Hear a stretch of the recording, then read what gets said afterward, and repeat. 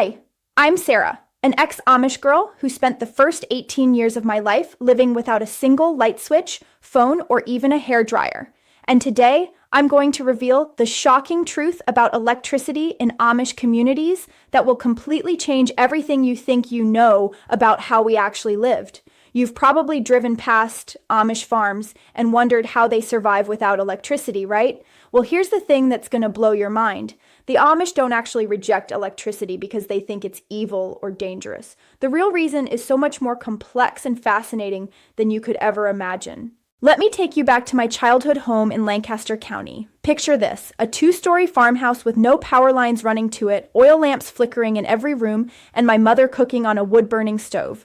But here's where it gets interesting. Walk into our barn, and you'd find something that would shock most people. We had a diesel generator powering milking equipment and solar panels charging batteries for our electric fence. Wait, what? Solar panels? Electric fences? I know what you're thinking. Sarah, didn't you just say the Amish don't use electricity? This is where most people get it completely wrong. The Amish have something called the Ordnung, which are community rules that govern every aspect of life. But here's the key that most outsiders miss. These rules aren't about rejecting technology entirely. They're about maintaining separation from the outside world and preserving community bonds. The real question isn't whether electricity is allowed, but where that electricity comes from. You see, connecting to the public electrical grid means becoming dependent on the outside world. It means your neighbor's house burns down if the power company decides to shut off your electricity. It means being tied to a system controlled by people who don't share your values. That's what the Amish actually reject. Not electricity itself, but dependence on outsiders. So what did we actually use? In my family's workshop, my father had pneumatic tools powered by compressed air from a diesel engine. We had LED lights running off 12-volt batteries charged by solar panels or windmills. Some families even had inverters that could power small appliances. The key was that all of this power was generated on our own property under our own control. But it gets even more fascinating. Different Amish communities have completely different rules. The community I grew up in allowed solar panels, but the group 3 miles down the road considered them too modern.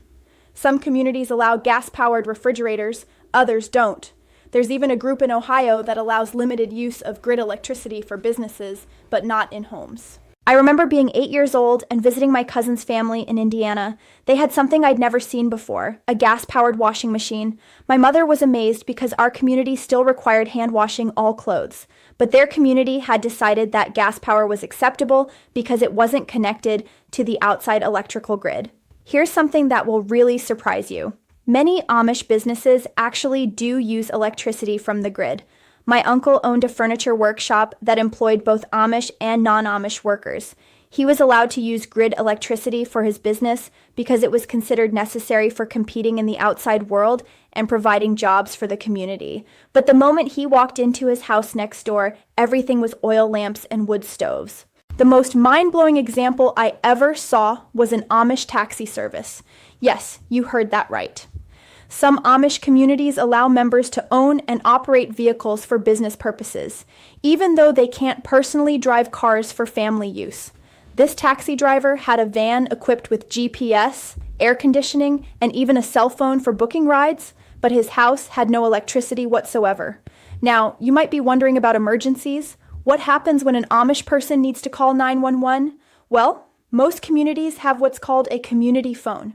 It's usually a payphone or landline located in a small building at the edge of the settlement. In medical emergencies, using this phone is not only allowed, but encouraged. I'll never forget the night my grandmother had a heart attack. My father ran nearly half a mile in the dark to reach our community phone and call for an ambulance. The paramedics had to use flashlights to navigate our unlit driveway. That night made me realize how different our world really was from everyone else's. But here's what really opened my eyes to how complex these rules can be. When I turned 16, I entered what the Amish call rumspringa, a period where young people are allowed to experience the outside world before deciding whether to join the church. Suddenly, I was allowed to use electricity, drive cars, even own a smartphone. The community understood that I needed to experience what I would be giving up to make an informed choice about my faith. During Rumspringa, I worked at a local restaurant where I used cash registers, microwaves, and industrial dishwashers every day. I lived in an apartment with full electricity, watched Netflix, and video called friends on my iPhone. It was like traveling to an alien planet after 16 years of oil lamps and wood stoves.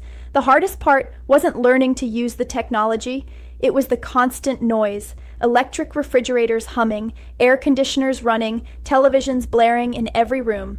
After a lifetime of silence broken only by natural sounds, the constant electrical buzz of modern life was overwhelming. What really shocked me was discovering how much electricity the average American family uses without even thinking about it. Coffee makers that stay plugged in 24 hours a day, consuming power even when not brewing coffee.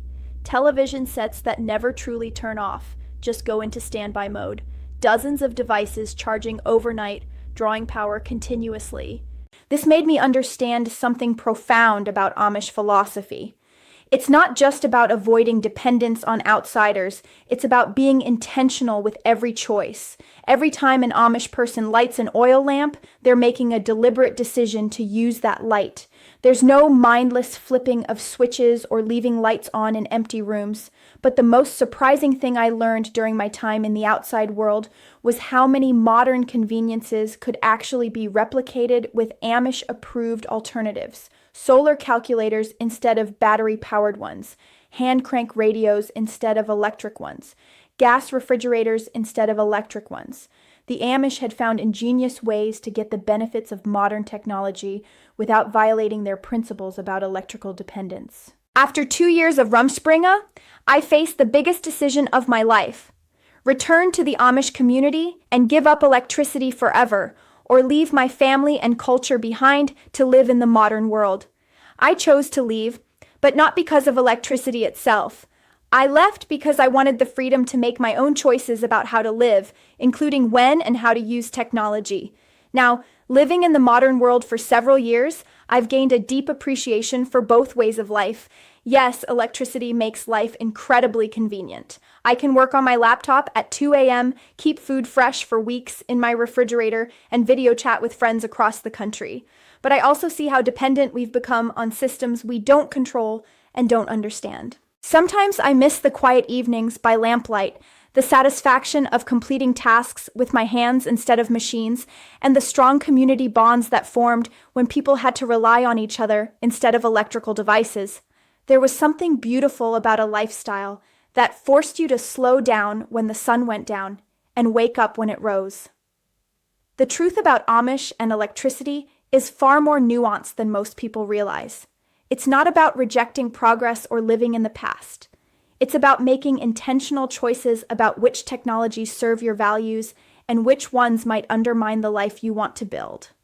Whether you agree with their choices or not, there's wisdom in questioning our relationship with the systems that power our daily lives. So, the next time you drive past an Amish farm and see those solar panels glinting on the barn roof, remember that the story is much more complex than simple rejection of modern life. It's about choosing independence, community, and intentional living in a world that often feels out of control. And maybe, just maybe, we could all learn something from asking ourselves, which of our electrical devices actually make our lives better, and which ones have we simply never questioned?